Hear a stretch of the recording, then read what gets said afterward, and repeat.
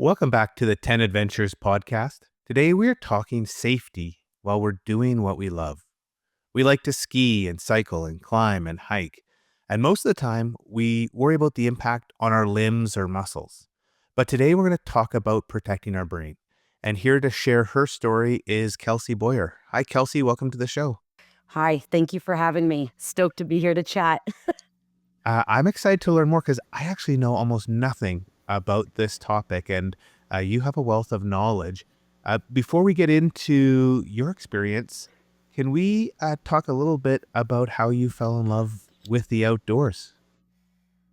Yeah, it's like funny.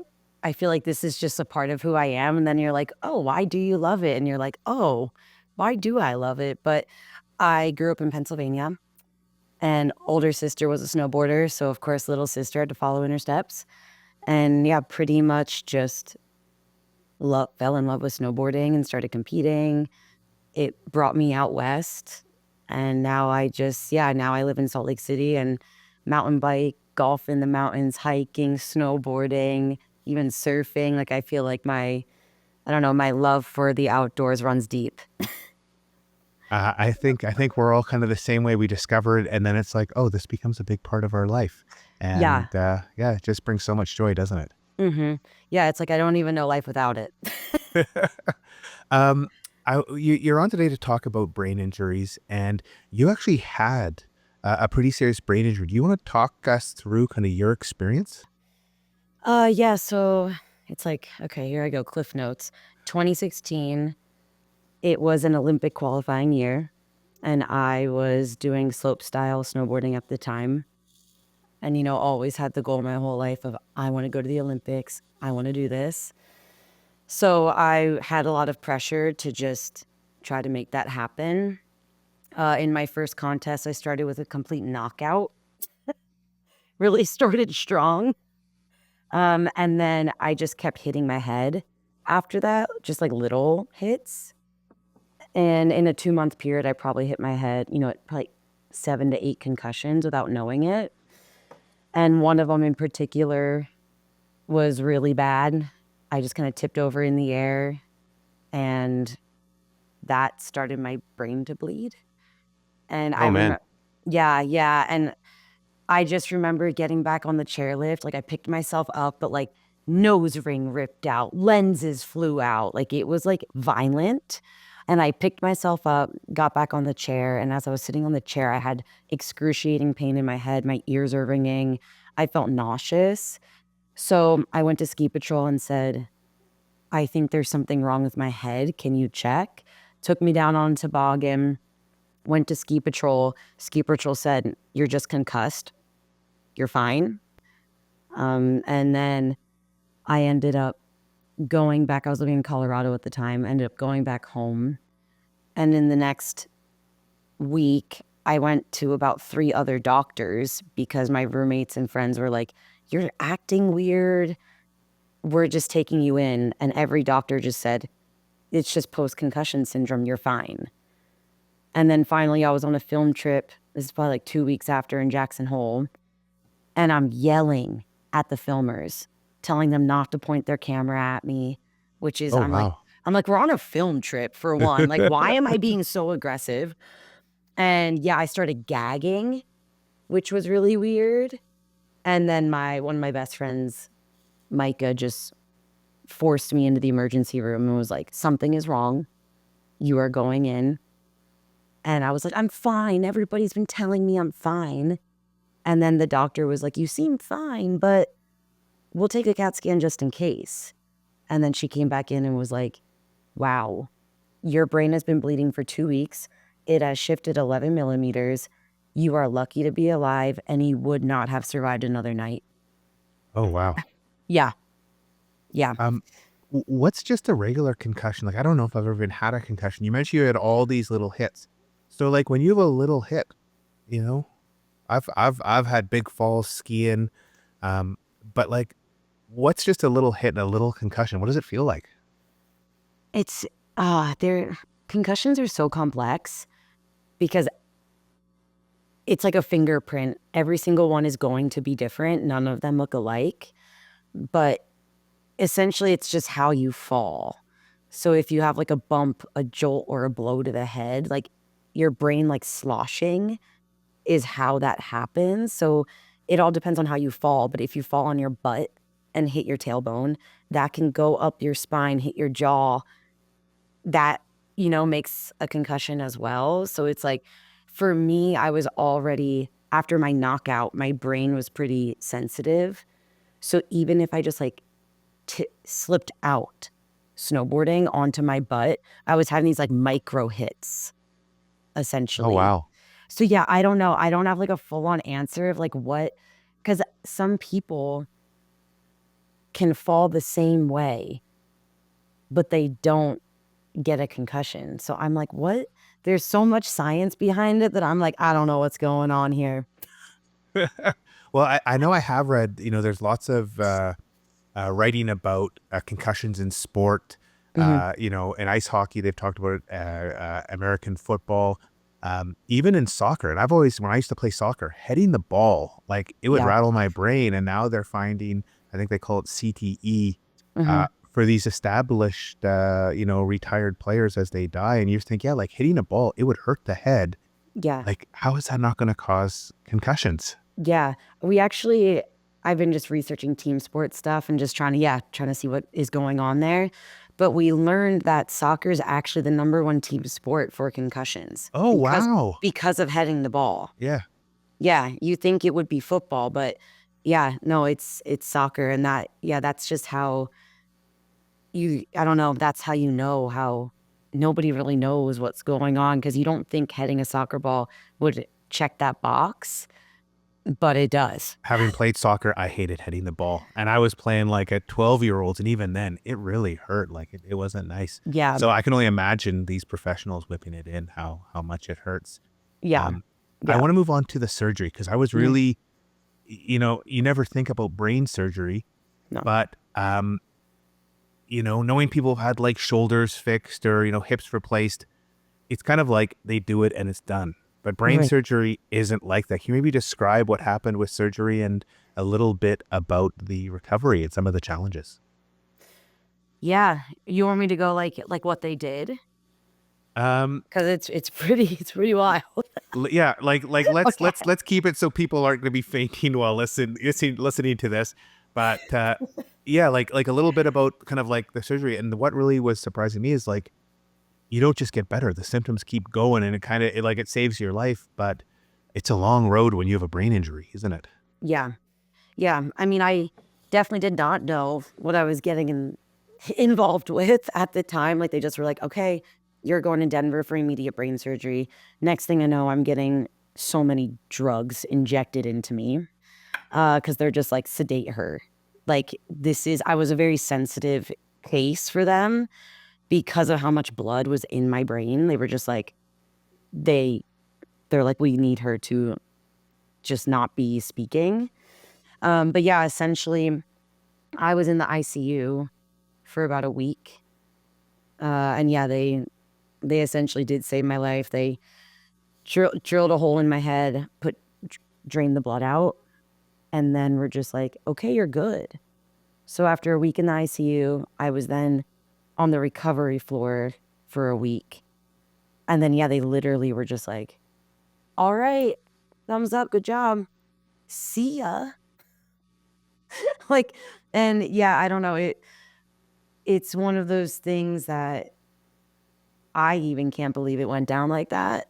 Like, it was just so fast that it doesn't feel real, but yeah, they released me and then just said I had to come back in a month to get the staples taken out of my head, and I couldn't drive, I couldn't drink alcohol, caffeine, have sugar, because that was all very sensitive for the brain, and yeah, no screens.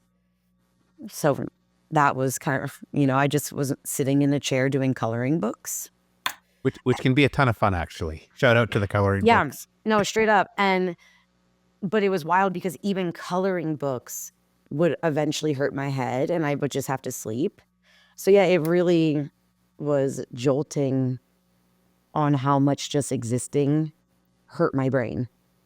Yeah, that's incredible. And then kind of the journey to get back where like you were before these concussions.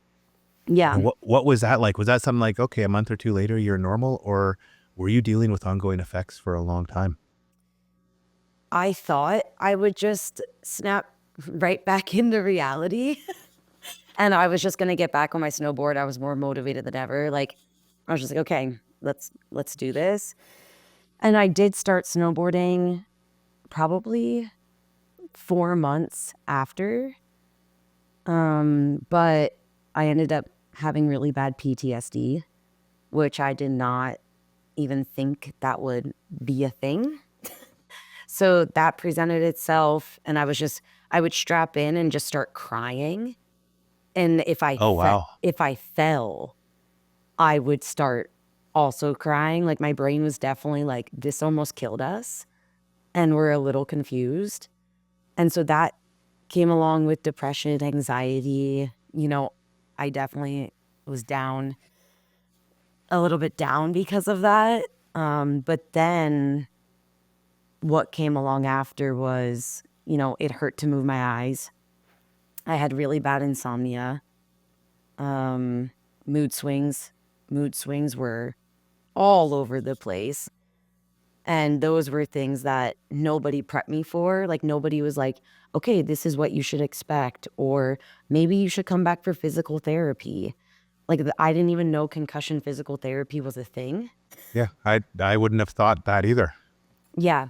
Yeah. So it was like probably a year after all of these things are now snowballing. And I just was like, what is going on? And that was, yeah, that was definitely a moment of, oh shit. Like, this is a beast. And I read on your site you found improvement through yoga and meditation. And I'm really interested in that. I've started doing, kind of done both off and on for 6 years, and there's some times where I find they're incredible. Other times it's just, it's just a habit. But how did it impact you? And is it something that really had a dramatic improvement? Yeah. After I suffered for probably 4 years till I got a lot of professional help, but I just was like, okay, I'm my own advocate. Let's start diving into this because I do not want this to be my new normal. And I just started going through the internet being like, what can I do? And I stumbled upon Kevin Pierce's foundation, Love Your Brain, where they focus on mindfulness and meditation and yoga for recovery with brain injuries. And I just was like, all right, I've got nothing to lose. Let's try this. And for me, that really calmed down my anxiety, my stress headaches, even my mood swings, because I was starting to check in with myself and be a little more mindful of how I'm feeling. Where before I just was like so pissed off and I didn't know why. And then I would start crying and it was just like this, vicious cycle of emotions. So, yeah, for me, it definitely just helped calm down my nervous system because after a brain injury, you pretty much live in fight or flight. So everything is elevated within your nervous system. So that helped bring it back down. And then after 4 years, I still was like, I need professional help. Like, something is structurally off with my brain. And I went to like a concussion facility after that. And what do they do at a concussion facility? Uh, so it's called Cognitive FX. It's down in Provo in Utah. World renowned concussion facility. They treat NFL players, NHL players, Olympians. Like, I literally found it through other athletes, but I didn't know what to expect. I went in and it's like a week-long boot camp. You stay at a facility down there and you're pretty much ripping 8 to 9 hour days of brain boot camp. So they do like a functional MRI. So they're seeing how your brain is working. You're doing these tests essentially in it, and they can see what neurons are dead and where you're lacking blood flow, which is causing all of these issues. So it's insane. It's very futuristic. And after that, you have your follow-up, and they're just like, "This is where you're lacking. This is what's wrong. This is why your eyes hurt," like, everything. You feel so heard. But then for a week, it's just you do physical therapy. You even do cardio sessions. There's, like, occupational therapy. There's memory test, vision therapy. Like, anything that you can think of, you're just like it's like it's school. Like, you're going from classroom to classroom pretty much every hour, just ripping exercises for your brain. And then you do another functional MRI at the end of the week and see how your brain is. And for me, I was in the red in the beginning, and then I pretty much left in the green, and everything was, you know, positive. But then for months after, you have to do at-home exercises as well. So, yeah, it's just brain physical therapy, essentially. Incredible. Again, Yeah. there's something else I didn't know existed. Yeah. You mentioned earlier that once you had your surgery, you had to stay off of caffeine and alcohol and devices and eat well. Is that something you've kept going? Like, was that something that, only impacts you at the start, or is that something that as you're recovering, it still, would impact, how you felt or your moods or just your brain in general? Yeah. No, it was definitely a full lifestyle change for sure. And yeah, I mean, to this day, I alcohol hurts my brain. I can pretty much have like one drink and I can feel it. And even the next day, I lag or it triggers migraines or stuff like that. So yeah, I definitely have changed my whole lifestyle and still live by it. It's been like, I think March is 8 years, which is wild. But yeah, I still had to had to keep those lifestyle changes because it's my brain's just still sensitive. Do you think, those items impact all humans, but you're more sensitive to it and so you notice it more? Like one example, we stopped drinking and eating junk food last summer, Mhm. and I had some chips on the weekend, and it felt like a hangover.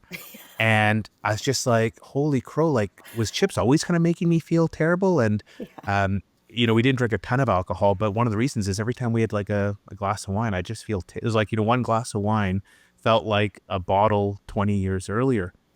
But do you think maybe you found something that, hey, the human body doesn't run really well on certain kind of foods or things to drink? Yeah. Oh, yeah. Yeah. If you start really looking into it, you're like, "Oh, no. Like, this is not good." But, yeah, I mean, there's so much research out there about alcohol, caffeine, all of these things, even gluten, dairy not being good for the brain because it inflames it. Like, essentially, any of that stuff causes inflammation in the brain and makes it run slower, like, causes all of these issues. And it just, like, irritates your sleep, so then that affects your entire life, your entire day. So, yeah, there's, like, so many things out there, and, I mean, I think my surgery for me is a blessing in disguise because, yeah, I was forced to learn all of these things at a very young age. I was, like, 23, at the time, so it's like all of my friends are living a totally different life, like, they're in their 20s, they're going to the bars, they're ripping tacos at 2 a.m., they're like they're doing all these things that I was like, I just I can't do that.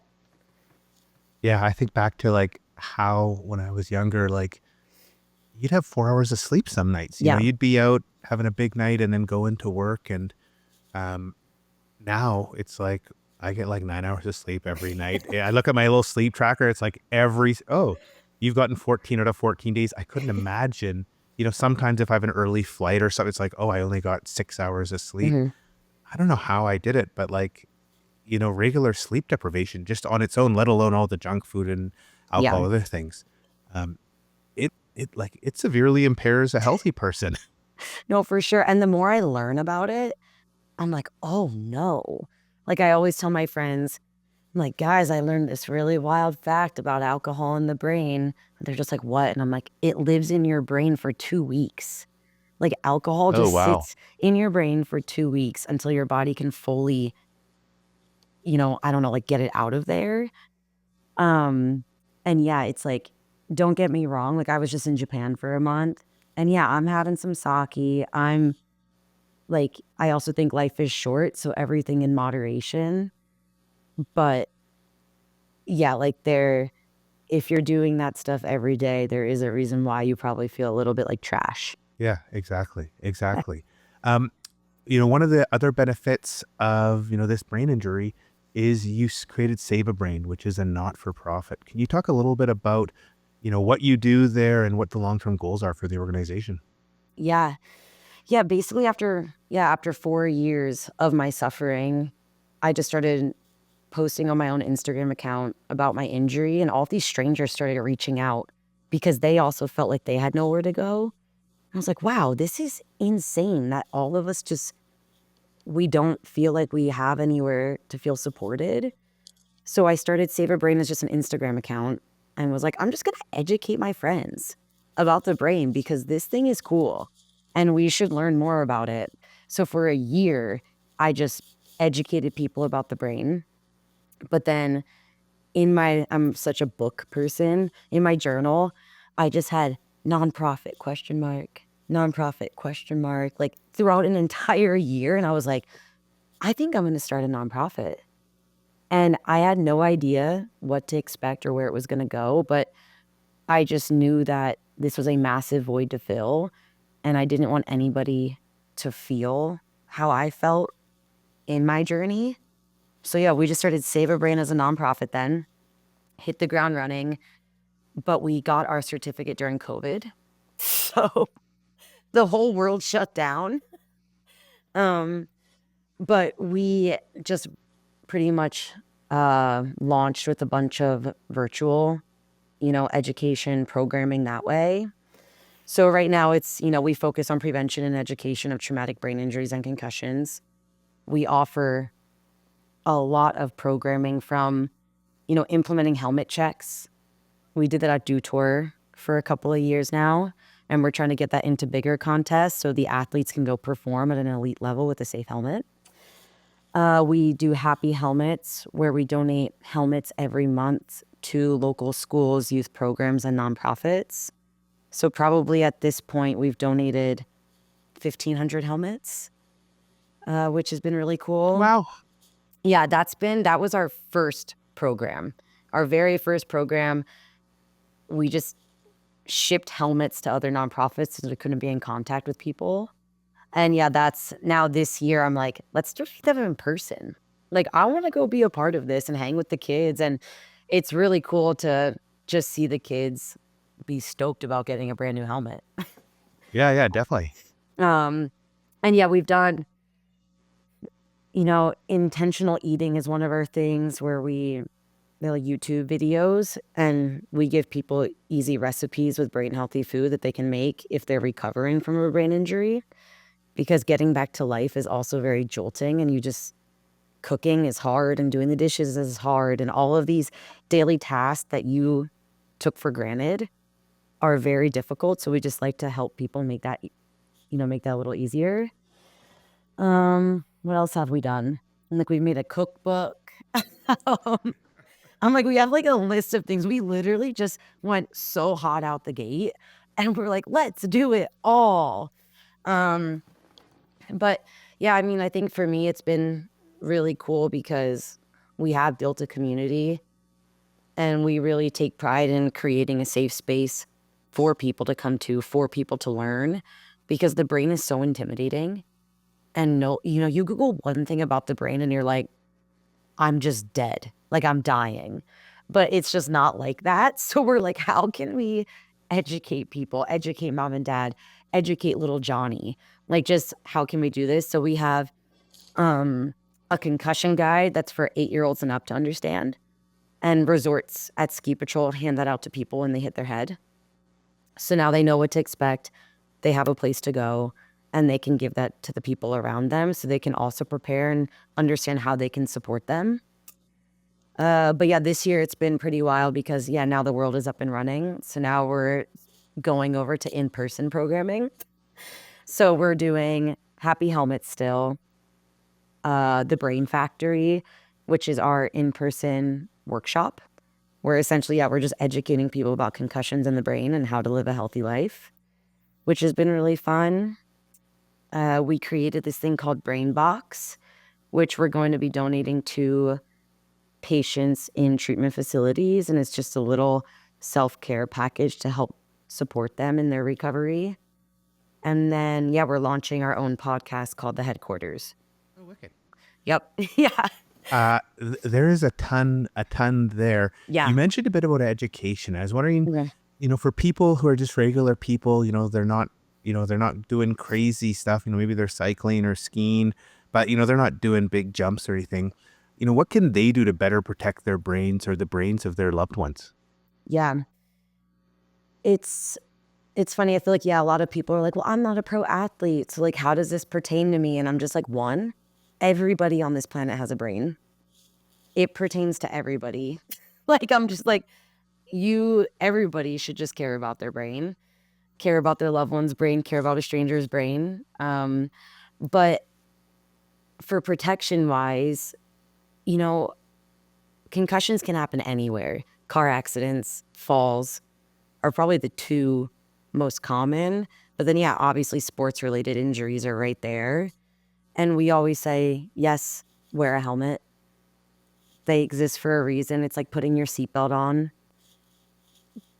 Put that on for yourself, put that on for your family, put it on for the people around you. Mouth guards. My brain surgeon said, if there's one thing that you're going to wear if you want to get back to snowboarding, it's a mouth guard, because that helps with impact. Helmets are more for external factors, Oh, rocks, really? trees. Like, obviously they have technology in them to help, lessen the force.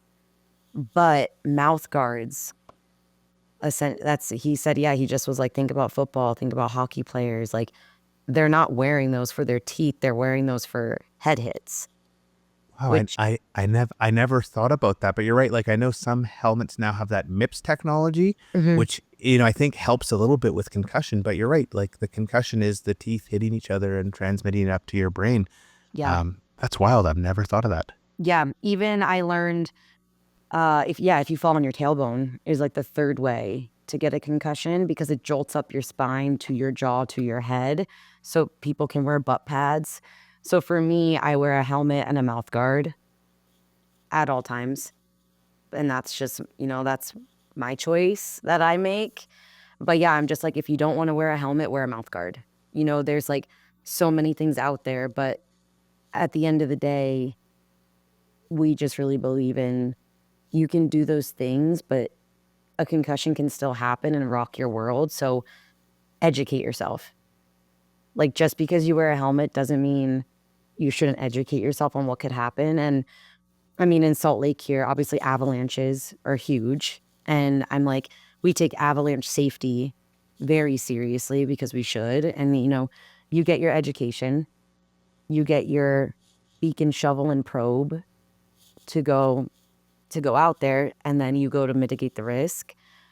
And it's the same thing for head injuries. I'm like, number one injury in the world, and probably after avalanche is the number one injury. So it's like, do your education, get your preventative equipment, and go out there to mitigate the risk.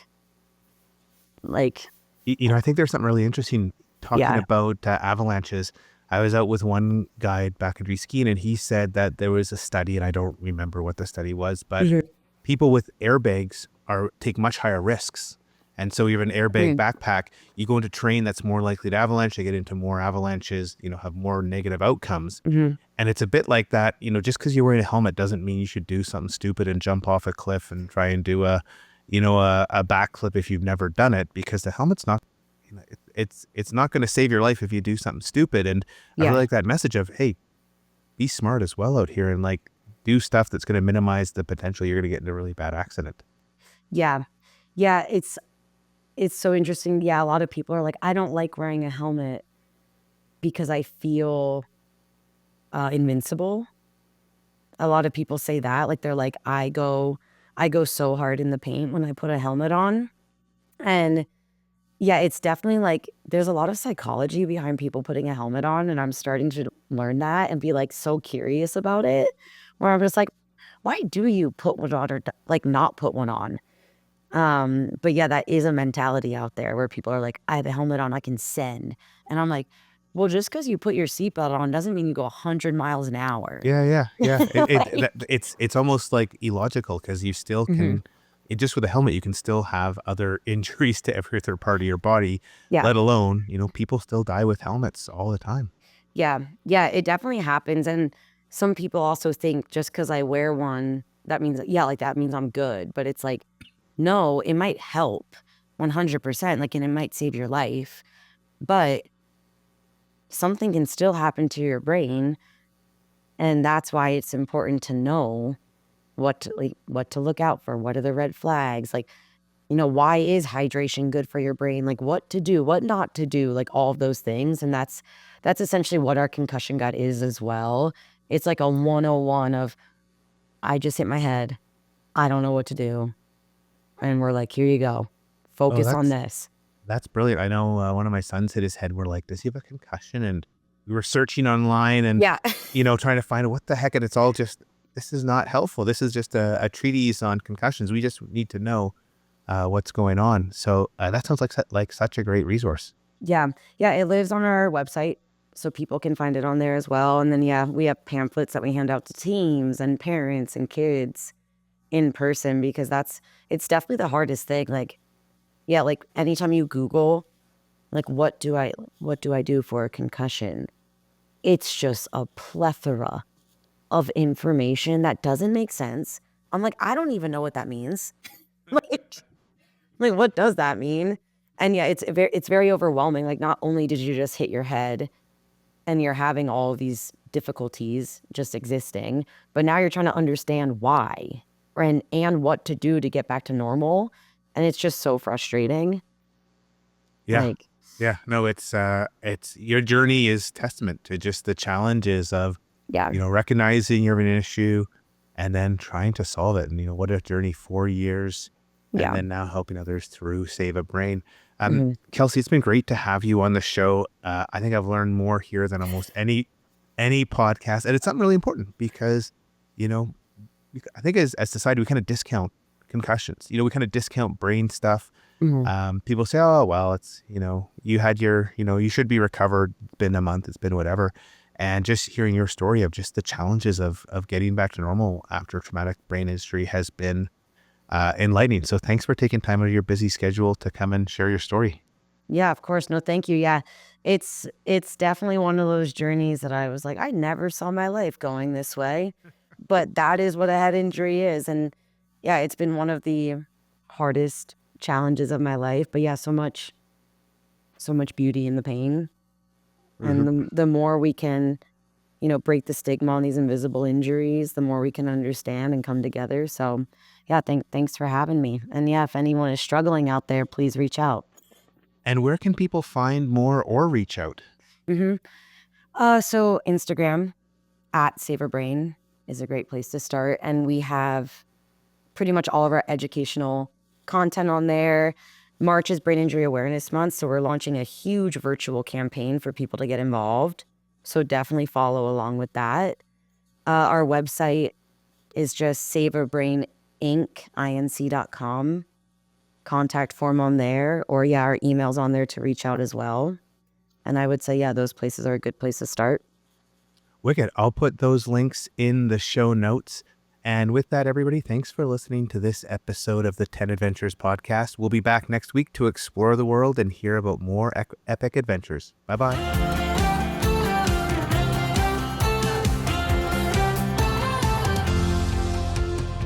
Start planning your own adventure by visiting us at 10adventures.com and listen to other episodes of the 10 Adventures podcast on Amazon Music, Apple Podcasts, Spotify, or anywhere else you find your podcasts.